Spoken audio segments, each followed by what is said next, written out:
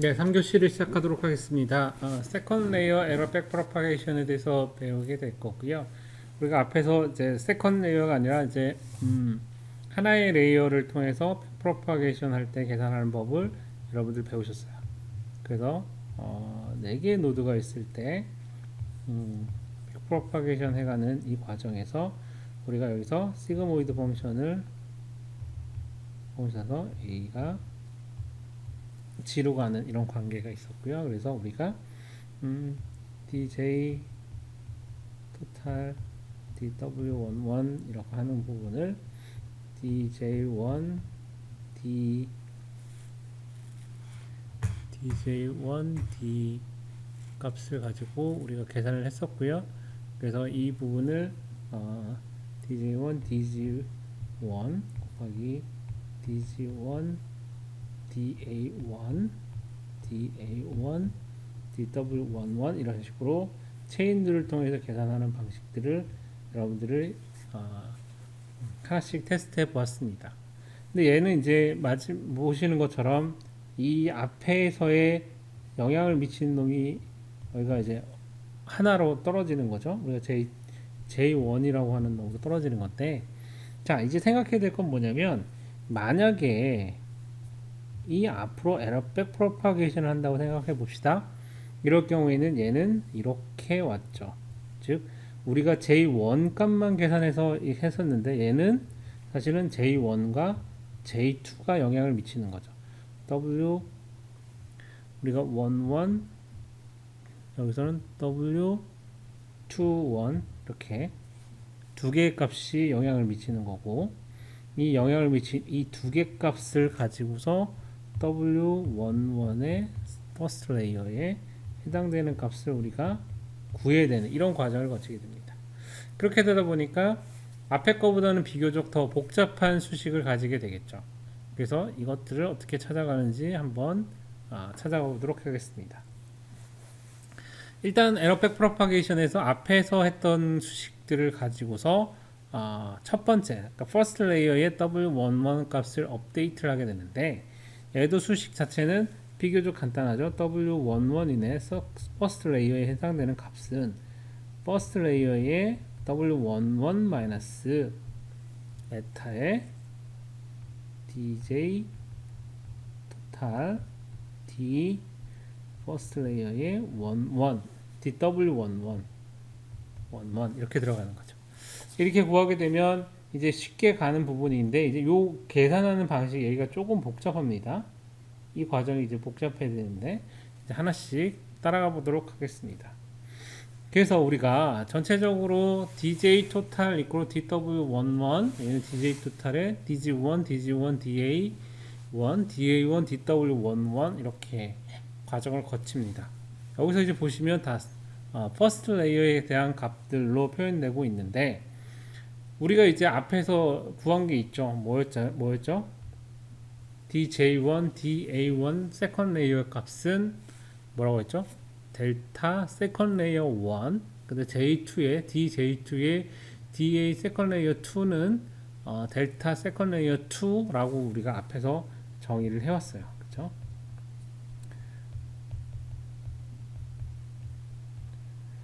자, 앞에서 정의했던 거를 재사용한다는 측면에서는 앞에서 우리가 뉴럴 네트워크 기본적인 개념을 배울 때도 계속해서 반복 적용하는 구조로 만들었기 때문에 효과적으로 계산할 수 있다는 거에 대해서 여러분들이 기억을 하시면 돼요. 그리고서 이제 여러분들이 이제 가셔야 될 거는, 자, 세컨 레이어의 A1하고 세컨 레이어의 A2라고 하는 값이, 그죠? 값이 어떻게 구해졌는가 하는 부분을 이렇게 수식으로 두 개의 산식을 만들게 되면 이제 우리가 원하는 값을 이제 하나씩 찾아가게 됩니다.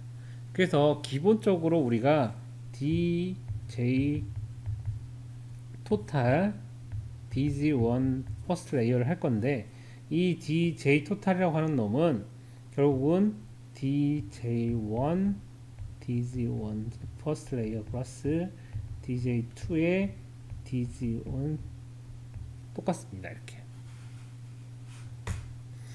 둘 사이에서 영향을 미치는 게 아니기 때문에 둘 사이에 독립적으로 처음에 생성이 됐기 때문에 DJ1 플러스 DJ1, DZ 퍼스트 레이어의 1하고 DJ2의 D 퍼스트 레이어의 G1하고 두 개의 값을 더한 값으로 우리가 표현할 수 있고요. 이걸 통해 가지고 이제 다시 각각에 대해서 우리가 미분값을 체인 룰에 의해서 정의를 할 수 있겠죠. DJ1, DA1, DA1, DZ1, 그래서 DJ2, DA2, DA2, DZ1 이렇게 해서 두 개의 함수로 체인 룰에 의해서 정의를 할 수 있게 되고요. 이렇게 정의가 되게 되면 여기서 이제 비슷한 게 나오죠. 여기에 해당되는 부분 DJ1의 DEA 세컨드 레이어 1 여기죠. 그죠? 델타의 세컨드 레이어의 1 그죠? 요거는 델타의 세컨드 레이어 1이고 여기에 해당되는 부분은 여기하고 이렇게 매핑이 되겠죠. 얘는 이렇게 하고 매칭이 됩니다.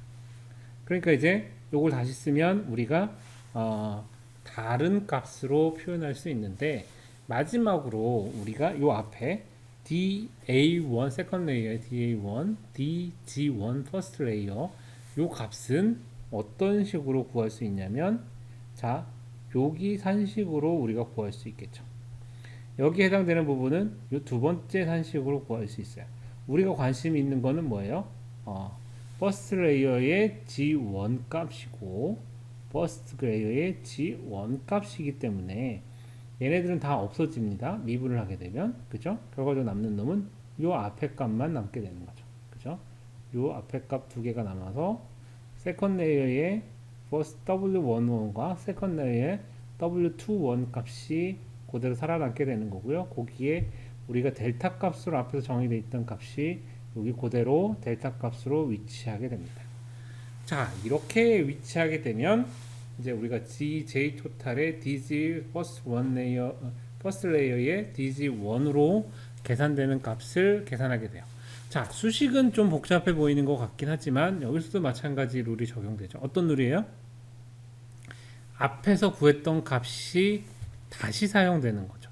즉 우리가 앞에서 그냥 에러백 프로파게이션을 계산할 때 W11 세컨드 레이어 W11 W21에서 계산됐던 이 델타 값을 퍼스트 레이어 W11을 계산할 때 다시 가져가게 되기 때문에 결과적으로 계산하는 양이 그렇게 많이 늘어나지는 않는 구조가 되게 됩니다.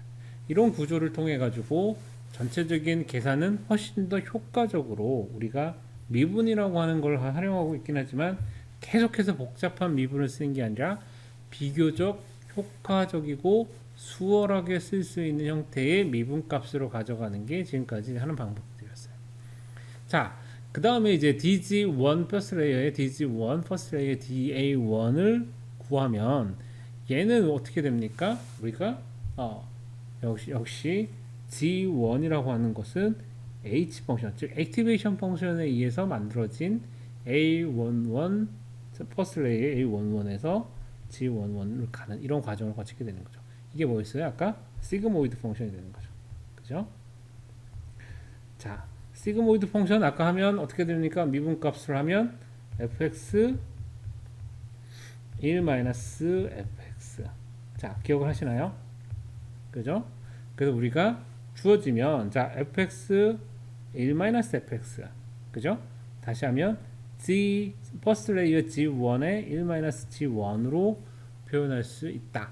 아주 쉽게 이제 구해질 수 있는 거죠. 이건 산식이 비교적 심플하니까. 그럼 이제 마지막에 해당되는 값을 구할 수 있겠죠. 이렇게 하게 되면 이제 구할 수 있는데 여기서 이제 잠깐 생각해 봐야 될 건 뭐가 있냐면 우리가 중간 과정으로 계산값을 좀 구할 수 있습니다. 각각의 멤버 아까 계산했던 것들을 다 구할 수 있는데요. 여기서 이제 하나가 빠졌죠. 여기 맨 마지막에 대한 부분 설명이 여기 빠져 있는데 얘는 계산을 한번 해보면 앞에 수식을 가지고 계산을 해보면 그죠? DA1에 DW11이라고 하는 과정을 거치게 됩니다. 이 과정은 우리가 피드포워딩 하는 과정이기 때문에 앞에 처음에 구했던 산식하고 동일합니다. 그 과정을 유도해 보면 뭐 그렇게 어렵진 않습니다. 한번 볼까요? 여기다 좀 남는 공간에서 한번 써볼까요? 자, 우리가 계산하는 방식에 있어서 어디 거를 가져가냐면 여기서 놀러 가는 함수죠. 그죠? 그래서 A1 퍼스트 레이어의 1은 그죠? W11의 퍼스트 레이어에 X1을 곱해주고 그죠? W12의 퍼스트 레이어에 X2를 더해주고 그 다음에 B1 퍼스트 레이어를 이렇게 보여주는 거죠. 요거를 어떻게 합니까? DW11 요걸로 미분을 해주는 거죠. 그럼 여긴 다 날라가고 X1만 남게 됩니다. 결국은 DA1의 1에 DW11의 퍼스트 레이어는 X1으로 가게 되는 거죠. 자, 이렇게 구하게 되면 얘 값은 그냥 X1이 됩니다. 자, 이렇게 해가지고 완성된 식이 이 식이 됩니다. 처음에 맨 앞에 해당되는 부분 DJ 토탈의 DG1 해당되는 부분이 델타 W11, 델타 2, W21이라고 하는 값으로 곱해지고요. 그 다음에 DG1, DA1은 G1 곱하기 1-G1 자, 이렇게 구해지고 마지막에 해당되는 게 X1으로 가게 됩니다. 자, 여기서 보시면 여기서 또 하나 보시면 뭐가 되냐면 자, 여기서 변수가 되는 건 뭐죠? X1 X값만 바뀌는 거고 나머지 값들은 이미 거꾸로 역전파해서 왔기 때문에 결정되어 있는 값이에요. 그죠? 그렇기 때문에 여기 전체를 다 상수로 놓을 수 있습니다. 이만큼. 이거 우리가 상수 취급할 수 있는 거죠. 그래서 이 부분을 델타 퍼스트 레이어의 델타 1이다 라고 가정을 하게 되면 우리가 이렇게 아주 간단한 산술식으로 표현할 수 있게 되는 거죠. 즉 우리가 x1에다 특정 값을 곱해주는 형식으로 결정져서 만들어지기 때문에 실제 계산하는 과정은 비교적 심플하게 즉 앞에 있는 값에서 한 번 유도함으로 인해서 전체 값을 다시 복원해주는 형태로 만들 수 있다는 걸 여러분 보실 수 있게 됩니다. 자, 이렇게 해서 정의를 하게 되면 자, 우리가 그러니까 두 개의 레이어를 거쳐서 전파되는 것도 만들었어요. 그죠?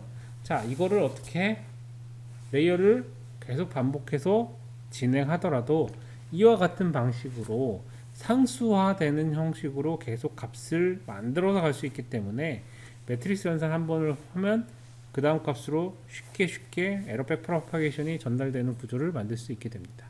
자, 이렇게 해서 우리가 프로그램을 만들 때도 이걸 굉장히 규칙적으로 적용하도록 만들게 되면 이거를 한 번에 계산하는 수식으로 돌릴 수 있게 만들어지겠죠. 그래서 그런 형태의 것들을 이제 그 라이브러리 형태로 만들어서 지금 이제 대부분의 프로그램들이 제공을 해주고 있고요. 초창기에는 사람들이 다 직접 만들긴 했지만 최근에는 이제 다 라이브러리 형태, 여러분이 쓰시는 텐서플로우나 카페나 파이토치나 이런 것들, 토치죠. 이런 것들이 다 이런 라이브러리를 이미 제공하고 있기 때문에 대다수의 경우는 그냥 사용을 하게 되면 사용하시면 됩니다. 하지만 이제 어떤 원리로 인해서 이게 계속해서 업데이트가 되는가를 아시고 쓰시는 거랑 모르고 쓰는 거하고는 차이가 굉장히 큽니다. 그래서 인공지능에 대해서 기본적으로 알고 넘어가는 수업이기 때문에 이런 부분을 꼭 인지하셔야 됩니다. 자, 앞에 있는 것들부터 수식을 유도하는 것, 즉 한 개 레이어에서 에러백 프로파게이션을 하는 거하고 두 개 레이어에 걸쳐서 에러백 프로파게이션 하는 과정들의 산수식을 여러 번 여러분들이 손으로 따라해 보셔야 되고 혹시라도 여러분들 중간에 유도하는 과정에서 이해를 못하거나 아니면 이거는 좀 왜 이렇게 됐지? 라고 궁금해 하시는 분은 저에게 메일을 보내거나 아니면 제 방으로 찾아오시면 상세하게 설명을 드리도록 하겠습니다. 자, 그래서 이번 주에 통틀어서 이 에러백 프로파게이션과 사실은 이제 네트워크를 정의하고 포워딩하고 백프로파게이션하고 로스 펑션 계산을 이 일련의 과정들에 대해서 한번 턴을 돌았다라고 설명드릴 수 있어요. 자, 이렇게 돌아서 하게 되면 자, 뉴럴 네트워크가 어떤 식으로 학습해 가는 거다라고 하는 것까지는 여러분 이해하실 수 있어요. 자, 여기서 주로 경사에 대해서, 즉 미분값을 이용해서 지금까지 진행해 왔는데, 그죠? 그러면 앞에서 배웠던 우리가 미분방식 형식을 이용해서, 즉 기울기 값을 가지고서 어떤 결정을 하는 거에 대한 것들을 이제 배웠다고 이제 할 수 있는 겁니다. 자, 그러면 실제적으로 동작을 할 때 보면 여기서 이제 그 여러 가지가 있지만 에타를 1이라고 그러니까 러닝 레이스를 따로 정의하지 않고 그냥 DJ 토탈 DW11이라고 하는 값으로 여러분들이 계산을 해 본 거예요. 실제로 이렇게 동작하지는 않습니다. 왜냐면 이제 이거보다 조금 더 다양한 형태의 펑션들이 들어가기도 하고 조금 더 다른 형식들의 전달 방식을 쓰기도 합니다만 어쨌든 에타를 1로 놓고서 실제적으로 계산해 가는 과정들을 손으로 따라가므로 인해서 이렇게 학습이라는 과정을 거칠 수 있고 비교적 수월하게 우리가 프로그래밍 할 수 있다라는 것을 이제 배우시면 됩니다. 그래서 전체적으로 업데이트 되니까 웨이트 파라미터들을 업데이트하는 과정들이 W는 W- 델타 x1이라고 하는 형태로 구성이 된다라는 것만 이제 보시면 됩니다. 그래서 뉴럴 네트워크에서 이제 학습이라고 하는 거에 대한 개념을 이제 본 강좌에서 전체적으로 설명했던 것들이 이 내용인 거죠. 결국은 피드 포워딩하고 로스 계산하고 에러백 프로파게이션 전달한 다음에 웨이트 값 업데이트하고 다시 피드 포워딩하고 로스 값 계산하고 에러백 프로파게이션 하고 그다음 다시 피드 포워딩하고 로스 값 계산하고 언제까지 우리가 설정되어 있는 로스 값 이하로 떨어질 때까지 한다. 그죠? 근데 우리가 만약에 처음 설정, 그러니까 시작하는 타임이 잘못돼 가지고 로스가 더 이상 달성하지 않고 계속 머물러 있을 수도 있어요. 그죠? 그럴 경우에 어떻게 됩니까? 무한 루프에 빠진 것처럼 동작을 하게 돼요. 이럴 경우에 중간에 스탑 걸어주고 다시 시작하기도 하는 거죠. 그래서 이런 형식의 뉴럴 네트워크를 구성을 했는데도 불구하고 굉장히 이제 효과적으로 컴퓨테이션 하는 걸로 구성되어 있긴 하지만 뉴럴 네트워크에 들어가는 경우의 수와 노드의 수와 파라미터 수가 워낙 많습니다. 그러다 보니까 어때요? 연산을 하는 게 굉장히 오랜 시간 걸리게 됩니다. 그래서 이거를 효과적으로 하기 위한 다양한 형태의 것들이 또다시 만들어지게 되고 보시면 산수식들이 비교적 단순한 놈을 반복해서 사용하고 있어요. 자, 이게 어떨 때 어느 경우에 효과적인가 하면 자, GPU에 있는 쿠다 라이브러리처럼 단순한 일을 반복적으로 잘하는 기계한테는 훨씬 잘할 수 있는 그런 역할인 거예요. 그래서 딥러닝, 인공지능 관련된 얘기를 항상 하게 되면 GPU 사용이 굉장히 중요시되고 이 중요시되는 것만큼 GPU의 활용도도 더 높다라고 말씀드릴 수 있습니다. 그래서 이제 여러분들이 이제 그 뉴럴 네트워크를 뭐 이제 설계하거나 활용할 기회들이 많이 있겠지만 실제적으로 정의하는 과정을 새롭게 많이 하는 경우는 별로 없어요. 우리가 이제 기존의 라이브러리를 가지고서 레이어 식으로 계속해서 진행을 하고 이게 어떻게 쌓이면 어떤 효과를 내고 이런 식의 이제 경험들을 가지고서 실제 적용을 하게 되는데 뭐 그 하나하나에 갔을 때의 어떤 규칙성이나 이런 것들에 있어서 여러분들이 이제 프로그래밍 할 때 좀 더 효과적으로 할 수 있는 방법이 뭐지? 내지는 우리가 반대로 이런 규칙성을 깨는 형태의 로직을 만들면 컴퓨팅이 굉장히 느려질 수 있다. 이렇게 반대급부로 생각할 수 있는 거죠.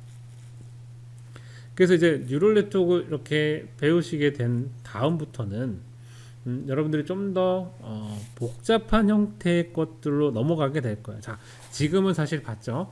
싱글 뉴럴 네트워크에서 멀티 뉴럴 네트워크, 멀티 레이어 뉴럴 네트워크로 넘어갔어요. 자, 그 다음 주는 어떻게 될까요? 딥 뉴럴 네트워크로 넘어가게 됩니다. 딥 뉴럴 네트워크를 넘어간 다음에는 이 뉴럴 네트워크를 구성할 때 입력에 대해서 반응하는 방식이 여러 가지가 있는데 이 방식에 따라서 컨보셔널 뉴럴 네트워크, 즉 우리가 이제 영상 쪽에서 많이 쓰이는 컨보셔널 뉴럴 네트워크가 어떻게 동작하는가로 이어지게 되면 이런 것들이 이렇게 쌓여서 영상에서 적용될 때 이렇게 씁니다 라는 걸 이해를 하시게 되고요. 그 다음에 이제 음성이나 언어를 이용할 때 그리고 문장의 어떤 구문을 이해하는 형태로 갔을 때는 RNN이라고 하는 형태가 있고, 이 RNN을 통해서 어떻게 시간적인 변화에도 상황을 예측할 수 있는 것들이 되는지를 배워보는 시간을 갖게 됩니다. 그리고 나서 마지막으로 이제 저희가 LSTM에 대해서 배울 건데요. LSTM에서는 우리가 이제 통상적으로 기억이라고 하는 형태의 것들을 모사하기 시작합니다. 근데 어떻게 보면 사실 굉장히 거창하죠. 기억이라는 얘기를 하기 때문에 사람이 갖고 있는 기억을 모사하는 것 같이 보이긴 하지만 실제적으로 기억을 모사하지는 않습니다. 기억이 갖고 있는 굉장히 복잡하고 복잡다단한 여러 가지 구조들을 그대로 모사한 게 아니라 하나만 모사를 했죠. 기억을 할 수 있다, 망각을 할 수 있다, 업데이트할 때 선택적으로 업데이트할 수 있다. 이런 부분을 가지고 LSTM을 만들게 되면 우리가 상황에 따라서 시계열이 변화해가는 상황에서 내지는 과거의 데이터를 일부 기억하거나 반역해서 써야 될 경우에는 이 LSTM이 굉장히 유용하게 되고요. 몇 개의 스텝에 의해서 바로 직전이나 직진 전에, 그러니까 전전전에 있던 어떤 대화 내용을 반영해서 뭔가 분석을 해야 된다라고 하는, 그러니까 굉장히 제한된 단계에 의해서 기억을 해야 되는 경우에는 이제 RNN과 같은 기술들을 사용하게 되면 훨씬 더 유용하게 쓸 수 있다라고 말씀드릴 수 있습니다. 자, 그래서 이번 시간에 이번 주에 했던 내용들을 기반으로 해서 다시 한번 정리를 해드리면, 먼저 네트워크 정의를 하셔야 되고요. 네트워크 정의를 한 거 가지고서 우리가 그러니까 피드 포워딩 하는 값을 구하게 되고, 피드 포워딩 하는 값을 가지고서 뭐랍니까? 로스 값을 계산하는 과정을 거치게 되는 거죠.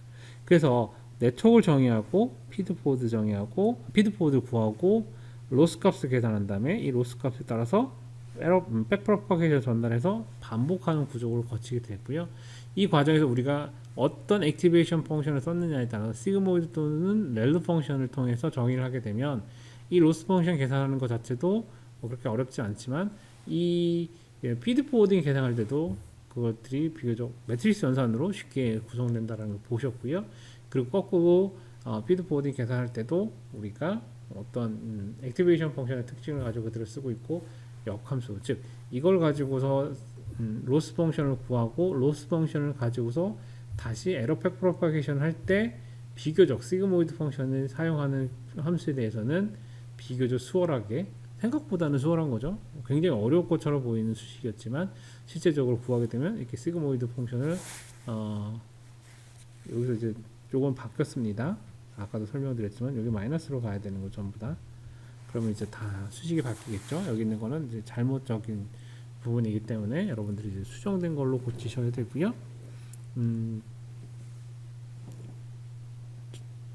네, 그렇게 고치셔야 되고, 그 다음에 이제 그거 가지고 백프로파게이션을 계산하게 되면 우리가 J1, J2가 있을 때 연결되어 있는 공간이 아니기 때문에 첫 번째 하나의 레이어로 갈 때는 이게 심플하게 우리가 J1에 대한 값으로 백프로파게이션을 그대로 계산해낼 수 있었다라는 걸 기억하시면 되고요.